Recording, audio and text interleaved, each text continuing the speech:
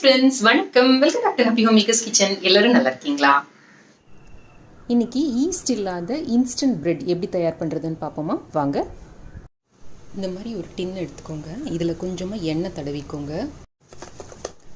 எண்ணெய் ஃபுல்லாக தடவிட்டு கொஞ்சமாக மாவை தூவி எல்லா இடமும் படுற மாதிரி இப்படி எடுத்துக்கோங்க.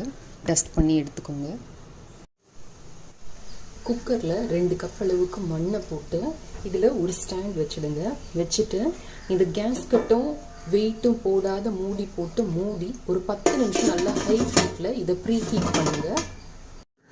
இதுக்கு தேவையான பொருட்கள் 2 கப் அளவுக்கு சலிச்ச கோதுமை மாவு, உங்களுக்கு தேவையான அளவு உப்பு, 1/2 டீஸ்பூன் அளவுக்கு பேக்கிங் பவுடர், 1/4 டீஸ்பூன் அளவுக்கு பேக்கிங் சோடா, 1 டீஸ்பூன் அளவுக்கு நாட்டு சர்க்கரை அல்லது பொடித்த வெல்லம். இதுக்கு பதில் நீங்கள் சர்க்கரை கூட சேர்த்துக்கலாம். 1/2 கப் அளவுக்கு மோர். அது நல்லா தயிரை ஒரு முள் கரண்டி வச்சு அடிச்சுக்கிட்டு அதோட தண்ணி சேர்த்து கலந்து இந்த மாதிரி எடுத்துக்கோங்க. 2 டேபிள் ஸ்பூன் அளவுக்கு எண்ணெய், எந்த எண்ணெய் வேணாலும் எடுத்துக்கலாம். நான் இன்றைக்கி கோல்டு ப்ரெஸ் சன்ஃப்ளவர் ஆயில் எடுக்கிறேன். 1/2 கப் அளவுக்கு சோடா, இந்த மாதிரி கிளப் சோடான்னு உங்களுக்கு கிடைக்கும் பாருங்கள், அது எடுத்துக்கோங்க. நீங்கள் அவன் யூஸ் பண்ணுற மாதிரி இருந்தீங்கன்னா 160 டிகிரி சென்டிகிரேட்க்கு ப்ரீ ஹீட் பண்ணிக்கோங்க.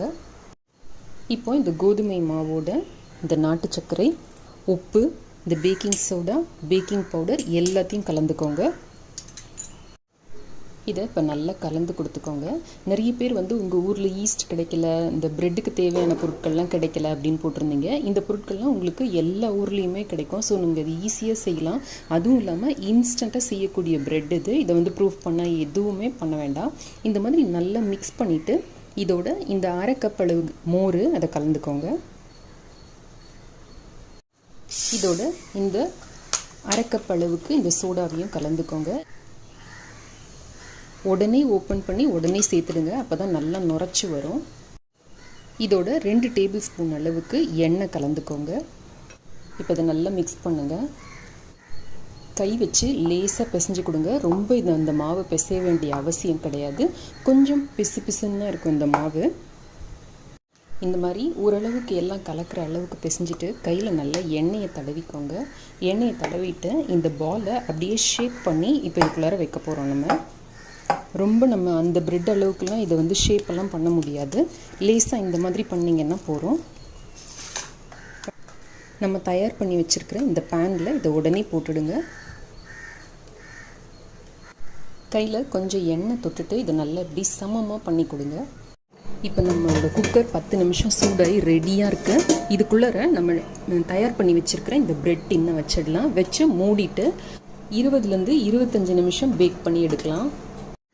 ஒரு ஸ்கியூவர் இல்லை ஒரு டூத்பிக் ஏதாவது விட்டு இப்படி குத்தி பாருங்கள். நம்ம வெளியில் எடுக்கிறப்ப இப்படி ஒட்டாமல் வந்தது அப்படின்னா நம்மளோட பிரெட்டு ரெடின்னு அர்த்தம்.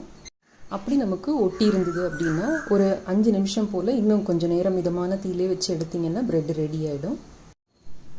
இந்த பிரெட்டை உடனே எடுத்து இந்த மாதிரி ஒரு வலை தட்டில் வச்சுடுங்க. அப்போ தான் அடியில் வேர்த்து விடாமல் இருக்கும். இது நல்லா ஆறுனதும் அதுக்கப்புறம் நம்ம துண்டு போடலாம். இப்போ நம்மளோட பிரெட்டு நல்லா ஆறி ரெடியாக இருக்குது. இந்த மாதிரி ஒரு பல் இருக்கிற செரேட்டட் நைஃப் வச்சு கட் பண்ணிங்க அப்படின்னா நல்லா அந்த துண்டுகள் போட வரும். இந்த பிரெட் அந்த ஈஸ்ட் பிரெட்டு மாதிரி ரொம்ப சாஃப்டாக ரொம்ப அந்த கூடு கூடாக அந்த மாதிரி வராது. கொஞ்சம் டென்ஸாக தான் இருக்கும். பட் டோஸ்ட் பண்ணி சாப்பிட்றதுக்கு மேலே வெண்ணெய் ஜாமெல்லாம் தடவி சாப்பிட்றதுக்கெலாம் ரொம்பவே நல்லாயிருக்கும். சாண்ட்விச் பண்ணாலும் இது ரொம்ப டேஸ்ட்டாக இருக்கும். இது 2 நாள் வரைக்கும் நீங்கள் வெளியில் வச்சுக்கலாம். அதுக்கு மேலே வைக்கிற மாதிரி இருந்ததுன்னா ஃப்ரிட்ஜில் வச்சுக்கோங்க. ஏன்னா நம்ம எதுவும் ப்ரிசர்வேட்டிவ்ஸ் போடாததுனால. இதில் உங்களுக்கு வேணும்னா சீரகம் அந்த மாதிரி எந்த ஸ்பைஸ் வேணாலும் நீங்கள் சேர்த்துக்கலாம். கொஞ்சம் பூண்டு சேர்த்திங்க அப்படின்னா நல்ல கார்லிக் ஃப்ளேவரோடு இருக்கும். இல்லை கொஞ்சம் கொத்தமல்லி, கருவேப்பிலை, பச்சை மிளகா எல்லாம் அரைச்சி போட்டிங்க அப்படின்னா மசாலா பிரெட் மாதிரி இருக்கும். ஸோ நம்ம விருப்பத்துக்கு ஏற்றபடி எது வேணாலும் நம்ம இதில் ஆட் பண்ணிக்கலாம்.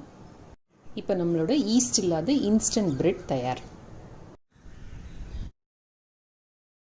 இந்த வீடியோ உங்களுக்கு ரொம்ப பிடிச்சிருக்கும்னு நினைக்கிறேன். பயனுள்ளதாகவும் இருக்கும்னு நினைக்கிறேன். அவசியம் இதை ட்ரை செய்து பாருங்க. ட்ரை செய்து பார்த்து எனக்கு உங்களோட கமெண்ட்ஸையும் ஃபீட்பேக்கையும் கீழே இருக்கிற கமெண்ட் செக்ஷன்ல எழுதி அனுப்புங்க. இந்த வீடியோ பிடிச்சிருந்ததுன்னா லைக் பண்ணுங்க. நம்ம சேனலுக்கு சப்ஸ்கிரைப் பண்ணி ஹாப்பி ஹோம் மேக்கர் குடும்பத்தில் ஒரு அங்கத்தினரா சேர்ந்துருங்க. இணைந்திருங்கள். ஹாப்பி ஹோம் மேக்கருடன் என்னாலும். நன்றி, வணக்கம். ஆரோக்கியமான சமையல், ஆனந்தமான வாழ்க்கை.